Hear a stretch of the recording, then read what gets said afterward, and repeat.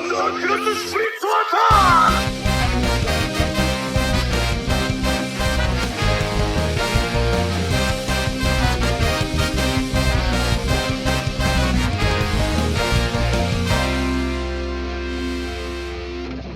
the intro. Yeah, there's no intro right now. We're live. Live like pie. Yeah. How you doing, man? You want to talk into your microphone a little bit more? Oh, There you go. Is that good? That's great. How are you? Oh, I'm okay, man. I just had to read a JoJo chapter. You just? Oh, I'm so sorry. Oh, I don't know how to work this website. Go on. Go start us off. You just tap it. You want me to start us off? Yeah, go start us off. Well, you want to go right into it? Well, first of all, I think this is going to be a shorter episode than normal because we're on a little bit of a time crunch. But JoJo got the Ultra Jump cover this month. They got on the front cover. Yeah, it kind of happens like 5-6 times a year. I feel like I don't know. Do you read anything else in Ultra Jump? I have no idea. I have no idea what it is. Isn't Vinland Saga on one of them or? No, I don't think Vinland Saga is in Jump because that's a different publisher. Ultra Jump. That's a big ass jump. Yeah, Ultra. You unlock the Ultra Jump when you play. You only got the baby Shonen Jump. Now you got the manly Ultra Jump. Right. So it works better for Rocky's stuff, I guess. I like how the cover of this magazine is also the cover of this chapter, except instead of Dragona sitting in the chair in the car, it's that other guy, Charming Prince. Charming Prince. Yeah, Prince Charming. No, this Charming Man. Charming Man. He's growing on me a lot. Is because you find him charming? Maybe a little. Hold up, this is a spin-off novel. Yeah. Starring Lisa. Yeah, you haven't heard about that? No. It's what Lisa does in like the 1950s, I think. That's after part 2. 2. Yeah. Is there any vampires in it? I don't know. I haven't read it. That's so lame. First there's the part 1 musical. Now there's a spin-off of Lisa. Man. She's got a stand in this. There was a time where I knew everything. Really? Yeah, she's got a stand in that one. I'm pretty sure. I guess she deserves it. Oh yeah, I mean, all the Hamon warriors pretty much all have like Hermit Purple or like a variation. Well, she better still have Hamon in this. I swear to God. If this just stands in this, I'm gonna be pissed off. Well, you're gonna have to like read it. Oh wait, translated. It's a light novel. It's a light. Oh, never mind. It's a light novel. Dude, I changed my mind. The idea of light novels piss me off a little bit. They have all this great artwork in the cover, and then you open it, it's just words. You're like, you want me to like visualize anime in my book? Like that's a weird thing. They call it a light novel when it's just a novel. Yeah, you open it up, it's just dark inside. They try to fool you by calling, no, it's not a novel. It's a light novel. What does that mean? It's the same thing. Except with anime pictures. Yeah, the worst is when you're browsing manga at Barnes & Noble and all of a sudden you cross over to the light novel section and you're like, I'm glad they separated it now. Right. You remember that time when you picked up a manga book and those are dark. I call those the dark days. Anyway, Jesus Christ. For the record, I do like to read actual books. It's just I don't know. It's weird when you try and mix them with manga and anime. I don't know. So they're on. There's really no reason why I should be saying that, but let's continue. So JoJo's on a JoJo family road trip. I love it. It's like Final Fantasy 15 because that's who invented the bro road trip. Can we go through an episode of JoJo without you mentioning Final Fantasy 15, Kyle? Nice bit. Yeah, well, they're getting sent to go use the lava rock to obtain the deed for all the plots of land in Hawaii. Apparently, you can look at public land deeds, I guess. I mean, yeah. I don't know. You totally can. I never owned a house before, so I never owned a property, so I wouldn't know how these things work. Well, Well, actually, your car counts as property. Yeah, because they tax you on it. Son of a bitch. They have it on records now. Anyway, the city records. Jodio's playing his DS. And is that a DS? It looks like he's playing Fortnite on his phone. Well, you think he's doing that with one hand? Yeah. You can play. Only the real gamers play Fortnite with one hand. Oh, true. Well, The anyway, other hand is grabbing your Mountain Dew G Fuel or whatever. the Mountain Dew G Fuel. It's your What gamer fuel. Collaboration. All right, so they're on their way to look at the deeds, right? And they're kind of. I like the scene of just them chilling. Usagi's eating this hamburger. He's always eating a goddamn hamburger. I just realized that he loves his hamburgers. He's a hamburger boy. Araki's all like, "What do Americans like? Hamburgers." Is that what Araki says? Yeah. Okay, well, what I like here is that Araki kind of skips some time in the story between these chapters instead of like doing every single thing in succession. Like, I felt like JoJoLands did that a lot. Oh yeah. But he's kind of like quickening up the pace. Yeah, he heard me. He's listening to our podcast. Thanks, Araki. Thanks, Araki. Okay, cool. They get out of the car. They arrive at the States building. They get inside. Usagi trips and drops his cup noodles. Yeah, I don't know. What is he? Why? Like hey, looking at? Tell me this. Have you ever met a person who eats ramen in public, like cup ramens? I mean, they're kids. They're like 15, 16-year-olds. So. When I was a kid, I saw kids just eat like that block of ramen, like just stale, just munching on it. Yeah. I don't know about carrying a hot cup of like noodles around. Dude's always hungry, man. Man's got to eat. I thought he was eating like you said, I thought he was eating burgers, but now he's dropping he was ramen. Just eating like a burger and fries. I thought it was fries or like a milkshake. He's got his cup noodles, yeah. Which actually was also advertised in Final Fantasy 15. Well, everyone take out your Thundercross bingo sheets and cross out the Kyle bringing up FF15. I'm going to keep doing it because, it's a good bit. It's your favorite game of all time, right? Yeah, next to Uniriders. I never heard of that. Yeah, it's a unicycle platformer for the SNES. Let's continue. He trips over after just like shaking or something. Yeah, he's nervous because he's eating. I don't know why he's so nervous. Because they're doing something illegal. Oh, technically they're not. Oh, according to that one woman, what's her name? Meryl May. Meryl Minlay.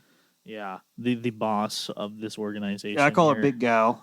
Anyway, Big Gal tells them it goes over. We get a flashback of Big Gal giving them like a rundown of their heist, how they're gonna because deeds have monetary value because we give them monetary value. Mm-hmm. All you gotta do is just touch the rock on the deed that we need to go find the little boy in the hole, and then Bing Bang Zuni, we got $1 million. She doesn't even mention that. That's what I was thinking the whole time. That's what Charming Man's brother is still in. Yeah, the whole time I was reading this, I was thinking man, Charming Man just needs to get that deed for that one place so he can just grab his brother out of that hole. Yeah.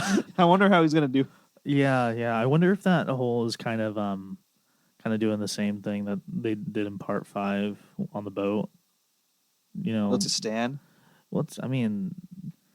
I don't know. Araki is kind of doing this thing where the whole world is mysterious. What if the whole mountain is a rock human? Is a stand. It's a rock human. Oh my gosh! They call them rock beast or rock giants. Dude, kind of like that Pixar short.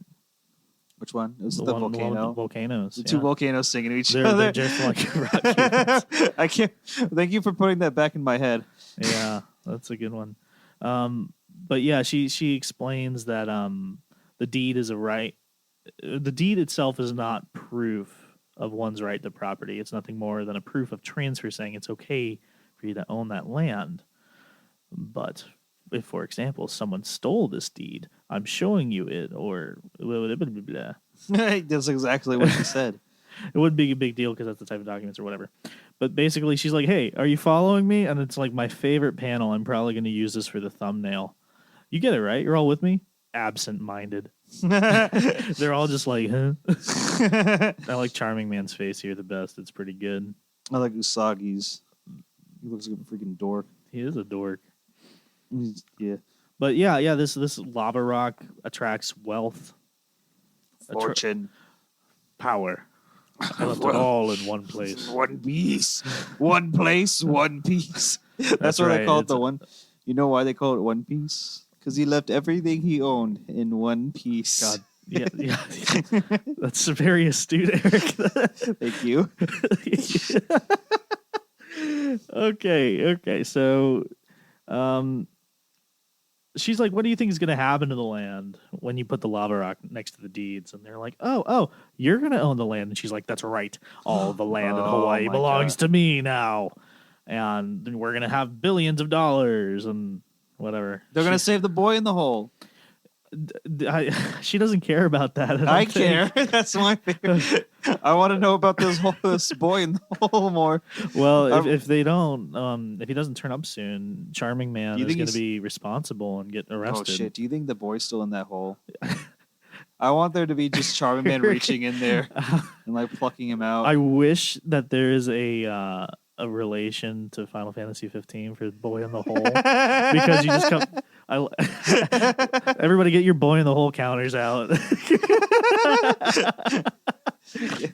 Have you ever just been a boy in a hole? Sometimes you ever just fall in a hole and become a boy in a hole? that's what happens. Oh, my Saturdays. Anyway, Yeah, digging up the holes too deep in your backyard, and your parents come out and yell at you because you hit a line. yeah, I hit the phone lines, and when I were calling Hong Kong, We're making really good use of this little time we have right now. progress. Yeah, cool. So we get back to Usagi falling and making a mess and being surrounded by security guards. Yeah, I don't and know just why I don't know why he's spreading his legs like that, but Yeah, stop man-spreading Usagi. stop Jesus man spreading Christ. Usagi.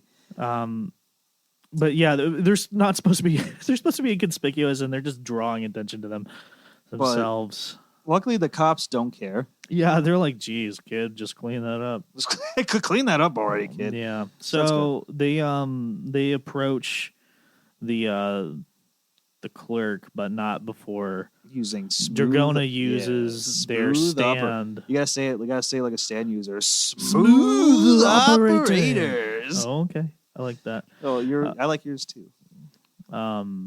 They changed up an ID. Yeah, to make Charming classic Man move. classic. And then Charming Man, we still don't know what his deal is. If he's a rock human or what, or I don't know. His stand is still yet to be revealed, right? He just makes himself look like other people. He I guess he changes can his do face that. real quick. Was he able to? I like this face that he changes into. It looks kind of.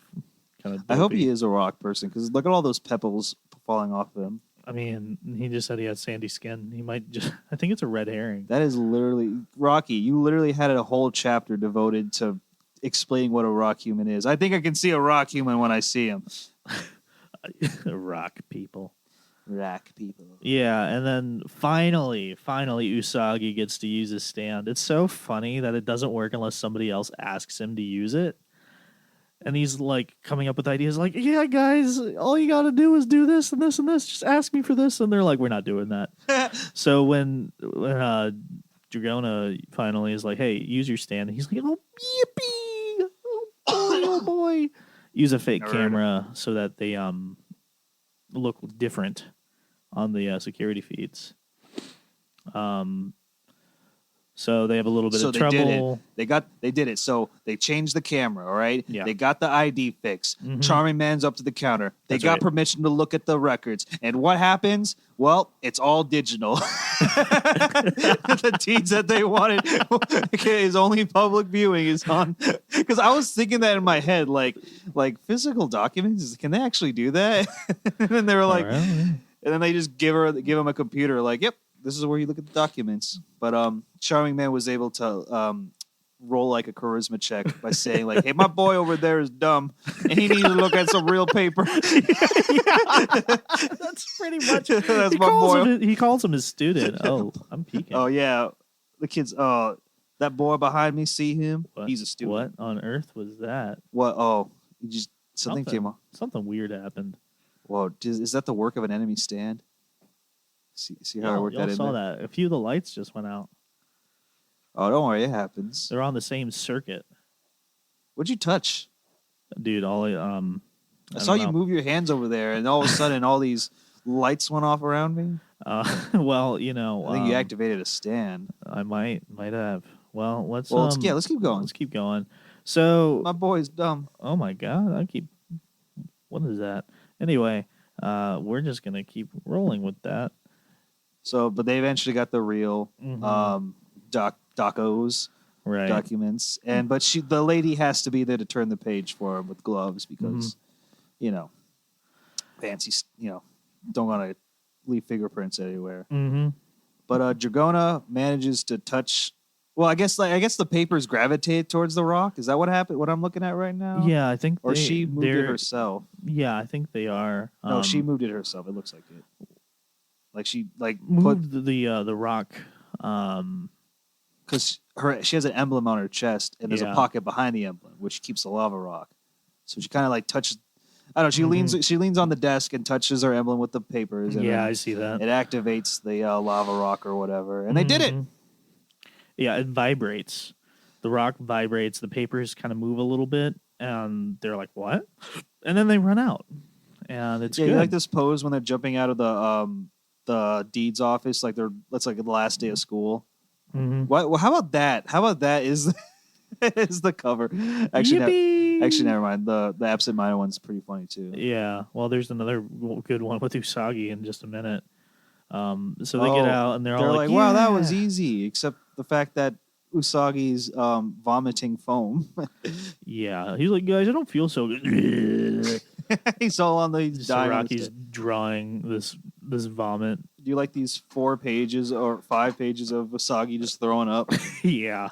They're like, something's wrong with him. They remove he's his like, "It shirt won't and stop." they see all these rocks things coming on his skin. It's a rock disease, dude. Dude, Johnny Joestar, where are you? Johnny Joestar, where do you need him? Or where is he when you need him? We need him to use his Tusk Act 4 to remove the rock disease off of Usagi and transfer it to somebody else. I don't know, dude. This is kind of weird. I'm not so sure this is a rock disease or It's probably another stand attack. probably. 9 times out of 10, when a character starts acting funny, it's probably being attacked by a stand.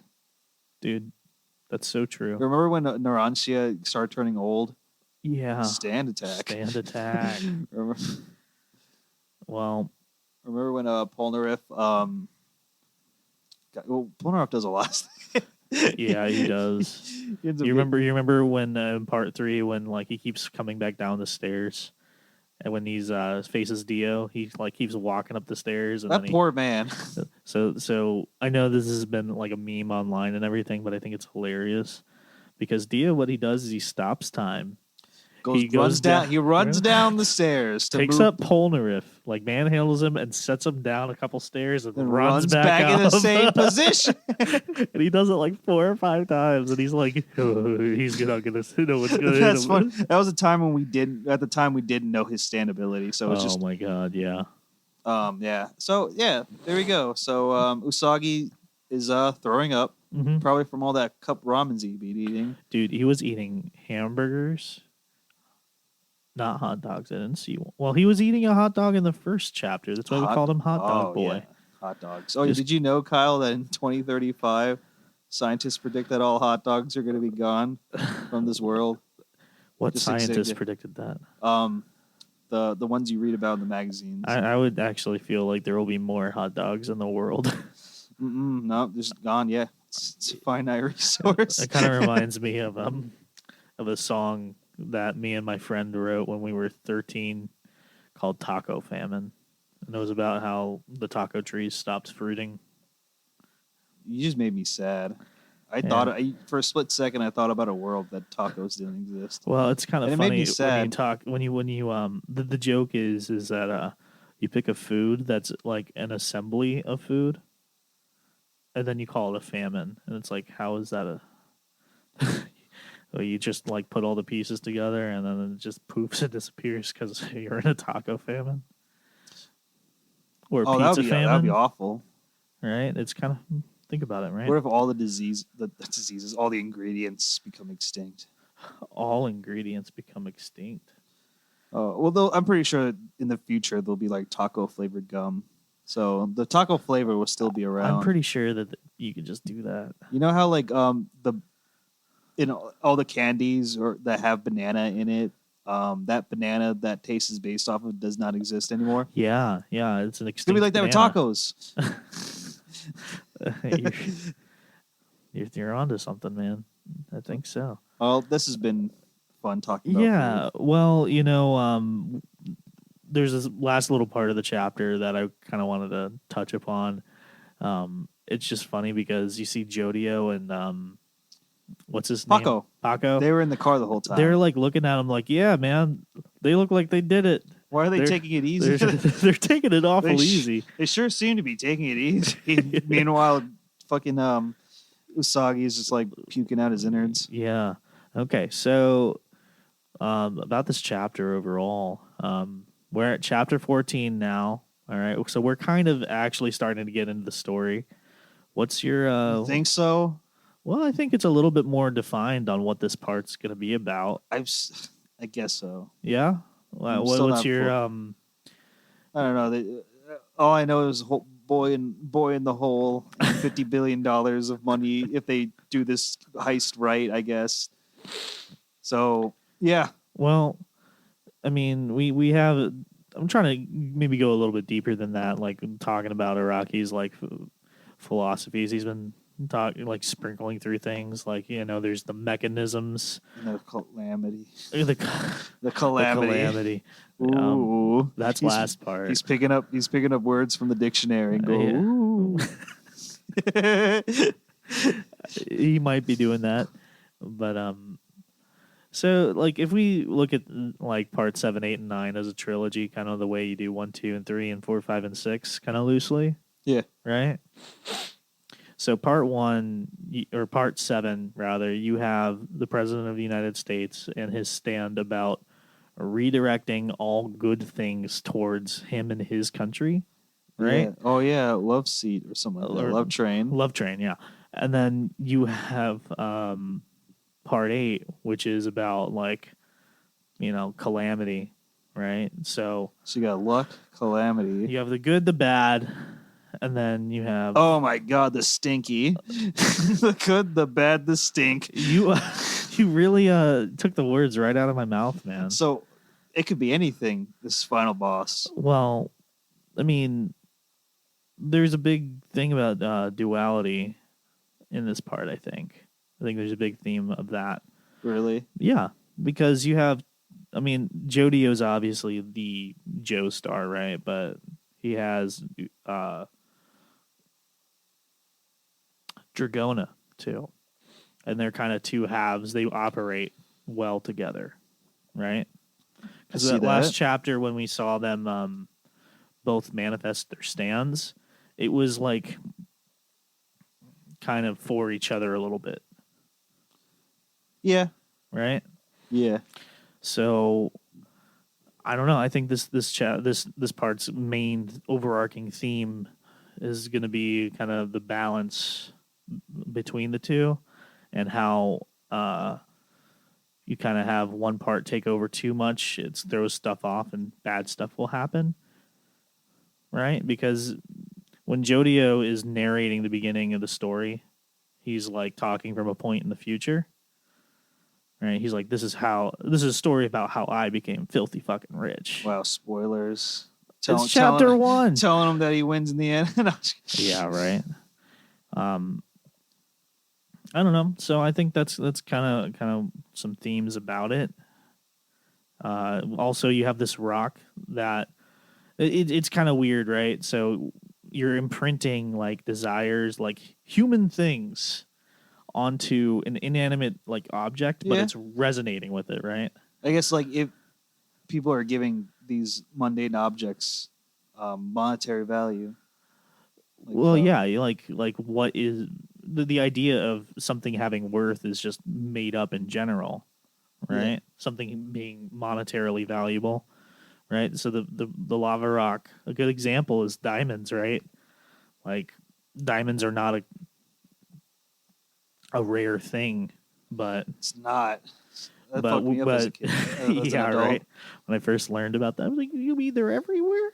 mean they're Yeah, everywhere? yeah, because pressurized carbon exists all over fucking Earth. But Minecraft says it's hard to find. Right. So it's a human desire imprinted upon these inanimate objects, and the lava rock brings those objects towards whoever kind of owns it, right?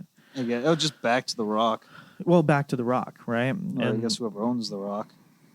So, I mean, what do you do when you have the rock, but you don't see value in things like that? I don't know. Right? So, there's also like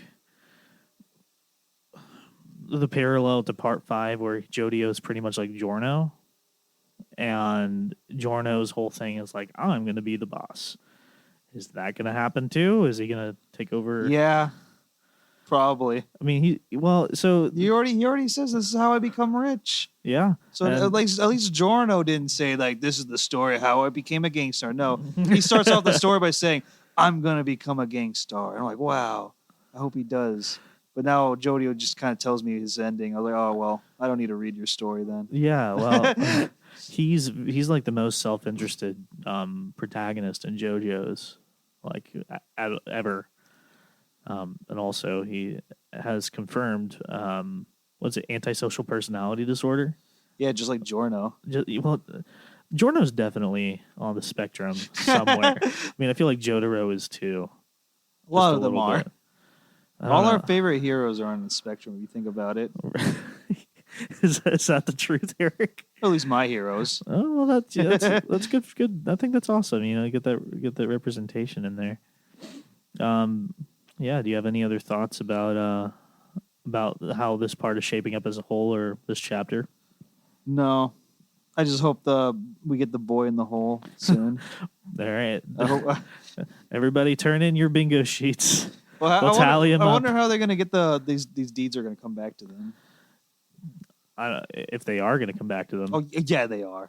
The rock touched them. Do you think Araki's going to be doing the thing where like inanimate objects have stands? Araki, do the thing. No, I don't want that to happen. If that happens, then that's lame. Because I think stands should be something that somebody with a life force should have, like plants and animals, right? Stuff like that. But remember, if it's an inanimate, like a random object starts having a stand, then I'm like, oof, that's kind of poo-poo. Well, first of all, Anubis. The object didn't have the stand. All right, the Yeah. stand came from a person who put the stand in a sword. Right. Are you saying I can accept that something like that happened then? Right. But if you have the what was I going to say? So you have the lava rock that is like wealth imprinted or people's desires imprinted on an inanimate object, right? And what if you have a I don't know, what are you trying to say? We'll call it. I'm gonna have to edit all these So you have the see, this is the rock. About what? Okay, what I'm trying to say is that people's like wants and desires are a very powerful thing, right? And you have this rock that resonates with those things to make a whatever desire or whatever, right? Uh-huh.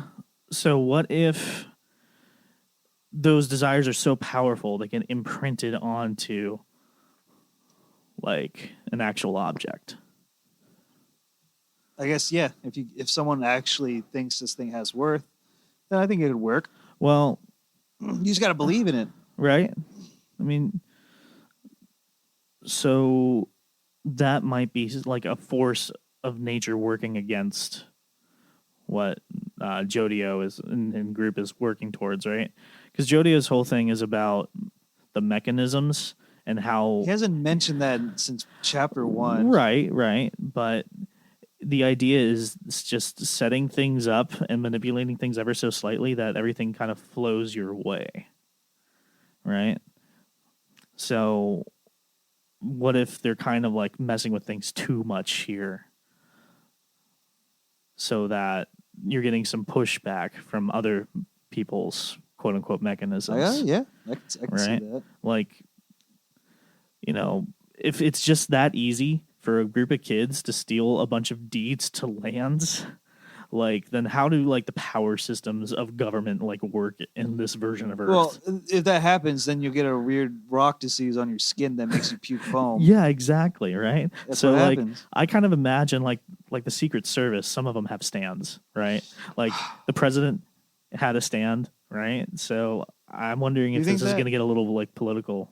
Maybe. I kind of like to see stands as their own thing, as like a separate part of society, like their own like club. Yeah. Well, yeah, like a secret society kind of thing. Like people who have stands know about stands. People who have stands know about stands. Well, I mean, that's kind of like the Speedwagon Foundation, which we do know exists in this. Yeah, probably in this universe. They do study them. Yeah, they have to know, right? They funded the Steel Ball Run race. Well, Steven Steele did that. Well, I think didn't Speedwagon put some money in that too? Maybe. I remember their name was in the first part. Well, when we finally get the gosh darn manga. Oh, I'll just wait till the anime comes out. That might be coming out next year too. Who knows? Who knows? After Netflix, get on that. I already paid for your $6.99 ads or whatever. Netflix, give me part 7. Come on, animate them horses. Animate those horses. Yeah. All right. Well, Eric, I think that might be almost all the time we have left. Is there anything else you want to say real quick? Oh, nah. I think you're good. Yeah, I already said boy in a hole enough. And that's the last one. Oh, yeah. That'll be the last time I'll mention, though. Until next issue, or until we see Charming Man's brother again.